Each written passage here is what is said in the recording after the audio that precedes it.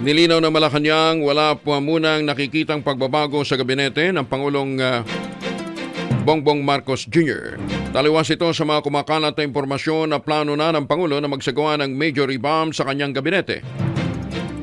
Ayon kay Presidential Communications Undersecretary Kyle Castro, sa ngayon ay wala pang walong naririnig ang palasyo tungkol sa anumang nalalapit na balasahan. Una rito, isang online news site ang naglabas ng impormasyon na posibleng maapektuhan ng revamp ang hanggang 9 na mga ahensya, kabilang dito ang Department of Health. Bagay, controversial si Secretary Herbosa. Meron din itong kinakahalap na 98 million pesos na graft case sa ombudsman.